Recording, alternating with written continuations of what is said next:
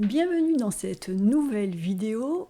Aujourd'hui, je suis assez d'humeur à vous chatouiller linguistiquement parlant.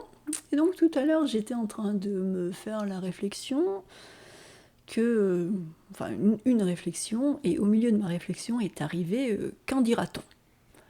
Et je me suis souvenu que cette expression qu'en dira-t-on est une expression que j'ai mis des années et des années à comprendre. Quand j'étais petite, je ne la comprenais absolument pas.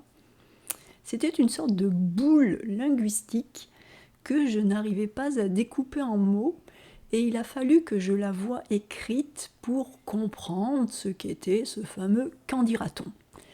Et je me suis dit que ça pouvait être quelque chose d'intéressant à voir avec vous, parce que vous aussi, vous pourrez être amené à entendre le « qu'en dira-t-on ».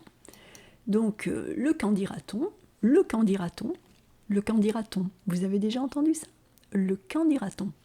Qu'est-ce que c'est, le « qu'en dira-t-on » ? Alors, bon là, je suis un petit peu méchante parce que je ne l'écris pas correctement.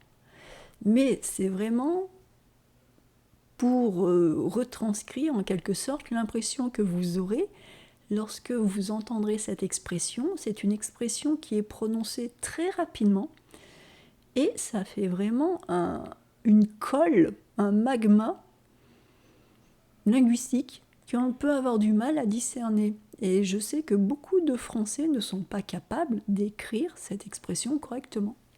Donc, on va l'écrire correctement. Le « qu'en dira-t-on » ?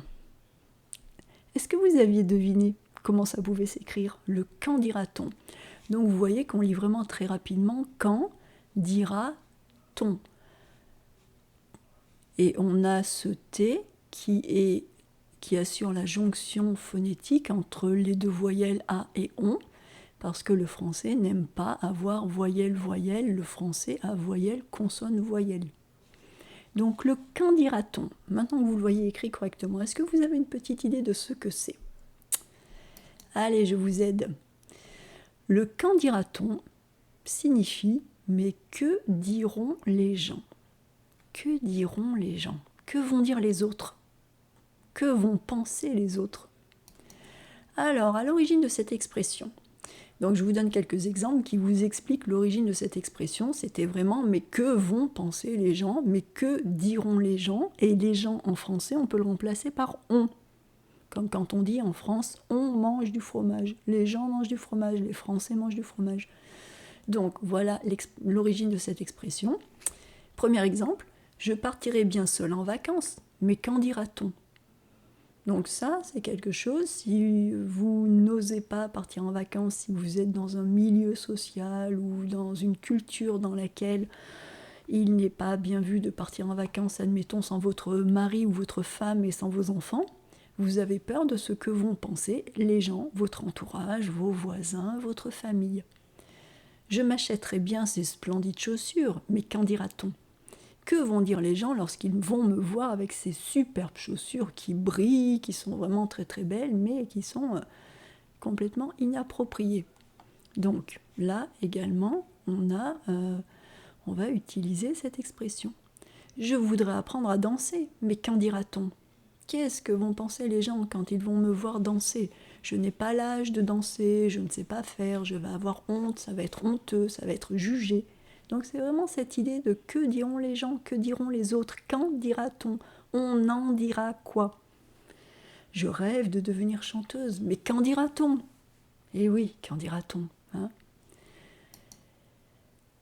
Et puis, nous avons l'usage actuel qui est un usage figé, c'est-à-dire que maintenant, qu'en dira-t-on est devenu vraiment l'expression telle qu'elle, qu'on utilise vraiment, on la pose au milieu des phrases. Donc par exemple, on va dire « ils n'ont jamais divorcé à cause du qu'en dira-t-on ». Donc grammaticalement, ça ne fonctionne pas. À cause du qu'en dira-t-on, on a le du, on a qu'en dira-t-on. Le qu'en dira-t-on est une question. Hein, si on se réfère au départ, voilà, on avait des questions, des points d'interrogation. Et puis, on avait la construction d'une question. Et là, on est passé, c'est devenu comme une sorte, comme un nom. Qu'en dira-t-on ? C'est un nom. Le qu'en dira-t-on ? Du qu'en dira-t-on ? ils n'ont jamais divorcé à cause du qu'en dira-t-on. Le plus gros frein à la réalisation des rêves est la peur du qu'en dira-t-on. Comme la peur du vide, la peur des fantômes, eh bien il y a la peur du qu'en dira-t-on. À cause du qu'en dira-t-on, elle n'est jamais partie. À cause du qu'en dira-t-on. Grammaticalement, normalement, c'est incorrect. Mais avec l'évolution, l'expression s'est figée et on la considère comme un nom commun. À cause du qu'en dira-t-on, elle n'est jamais partie. Ils ont obéi toute leur vie de peur du qu'en dira-t-on. Ils ont obéi toute leur vie de peur du qu'en dira-t-on. Ils ont eu peur de ce que penseraient les gens. Le qu'en dira-t-on est ce que tu redoutes le plus. Voilà, le qu'en dira-t-on, c'est ce que tu redoutes le plus. Donc tu as peur d'être jugé, tu as peur de ce qu'ils diront les autres. Donc voilà, je voulais juste faire cette courte vidéo pour le qu'en dira-t-on. Donc on ne l'écrit pas comme cela, ça c'est moi quand j'étais petite, quand je ne comprenais pas ce que c'était que ce qu'en dira-t-on. Et on l'écrit comme cela, et c'est vraiment à la base le que diront les gens, que vont penser les gens. Donc c'est quand on hésite, quand on a peur d'être jugé, ou quand quelqu'un d'autre a peur d'être jugé. Donc voilà pour cette petite expression, elle peut être utile parce qu'on l'utilise assez souvent, et quand on l'utilise, le fait qu'elle soit figée et qu'on l'utilise comme un nom commun, ça peut déstabiliser parce que ça n'aide pas du tout à comprendre. J'ai peur du qu'en dira-t-on. Ouh là là, on comprend bien qu'il y a un verbe au milieu de tout cela, mais j'ai peur du qu'en dira-t-on. On attend un nom après. Donc, ne prenez pas peur quand vous l'entendez, vous pouvez même l'utiliser, elle est très utilisée, elle est familière, mais elle n'est absolument pas mal polie, et vous pouvez tout à fait l'utiliser dans beaucoup de circonstances. Donc voilà pour cette petite vidéo, je vous souhaite une bonne journée ou une bonne soirée, tout dépend où vous êtes, et je vous dis à très bientôt pour de nouvelles vidéos. Au revoir.